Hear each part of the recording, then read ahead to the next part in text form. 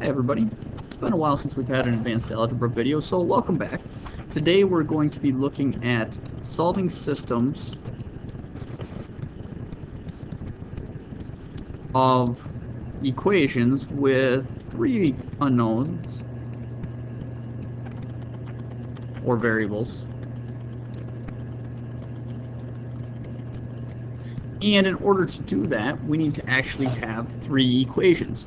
But before we jump in and talk about that specifically, let's just go with a quick recap of solving systems of equations. Two variables, two unknowns. So when we were solving a system, we were actually looking for a point. We were looking for the point of intersection. And in order to be a point of intersection, the point had to be a point that was on both lines. So in other words, it had to work in both equations. We had two methods for solving systems of two equations with two unknowns. We had substitution, and we had elimination, or also known as linear combination.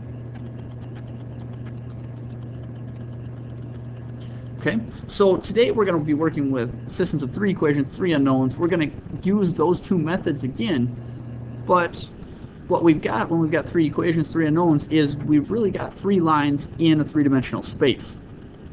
Now, if I've got three lines in a three-dimensional space, and we think about how those interact, it's not very likely in real life that they're going to have one common point of intersection, all three lines going through the same point.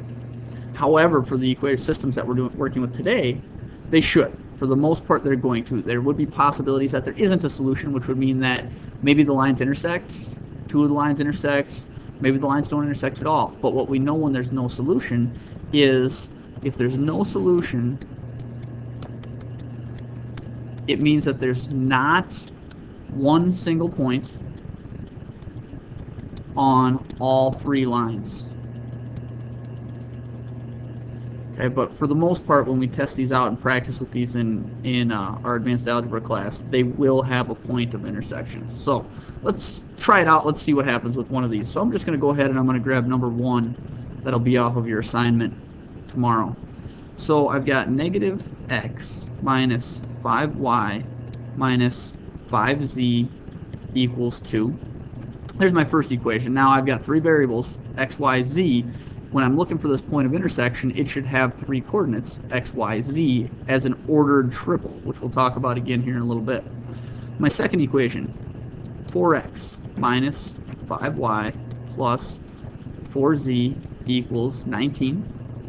And my third equation, x plus 5y minus z equals negative 20. Now, just like when we had two systems with two unknowns, we still have two methods to try to solve this system. However, I'm going to stick with one. I think I'm only going to show you one system, and we're going to see how it goes and how you feel with that. And if there's a need to show you the second one, we'll hit that later on. But what I want to do when I solve three systems, three equations, is I want to use elimination twice. That's going to be my first step.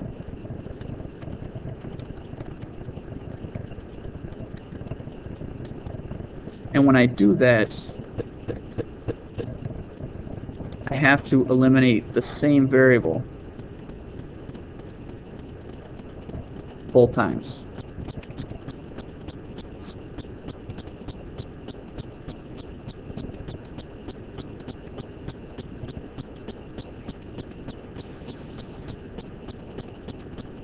So two different pairs of equations, I'm going to eliminate the same variable. Okay, so let's see here. So I'm going to go ahead and I'm going to take a look, and I'm going to look at my x's. And it looks like this x and this x go together pretty nice.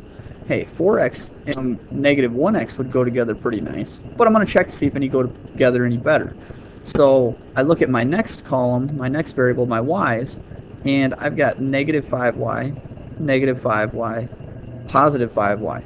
That's even better because my coefficients all match. Just like with our systems of two equations, two unknowns, if they didn't match, I can multiply my equations so that they will match. But in this case, I don't need to. So I'm going to take the easiest way I can find. So I'm going to eliminate my y's.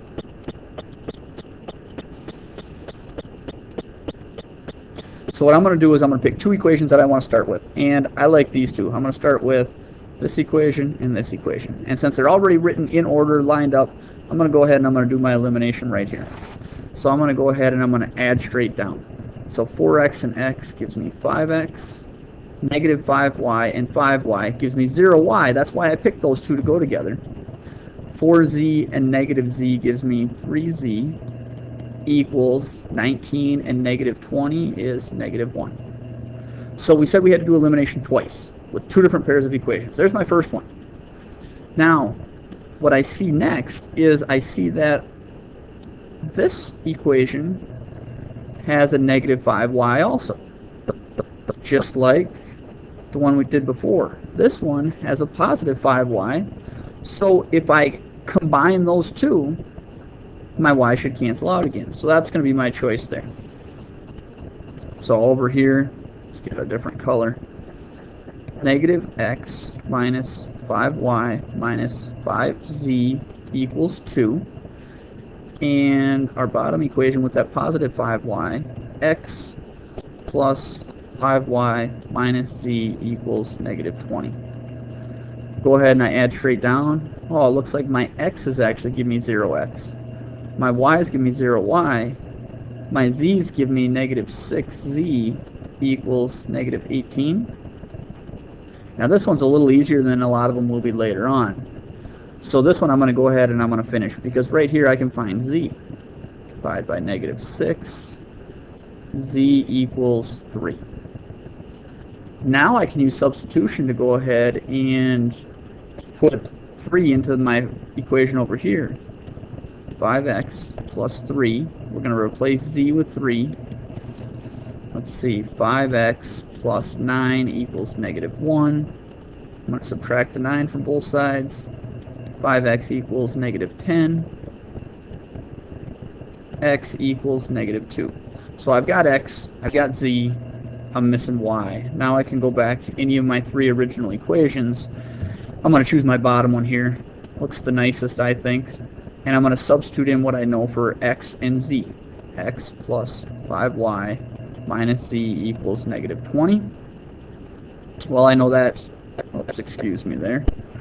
I know that x is negative 2 plus 5, we don't know what y is yet, minus z I know is 3.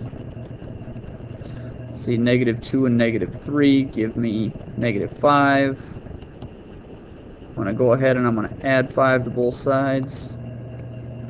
5y equals negative 15. Y equals negative 3. So I've got y, I've got x, and I've got z. Only two things left to do. First one is to write it as an ordered triple. X first, y second, and z third. There's my ordered triple, my point of intersection, my solution to those systems of equations. Last thing I should do is I should go back and do a quick check of plugging those values into each of these three equations and make sure that they work out.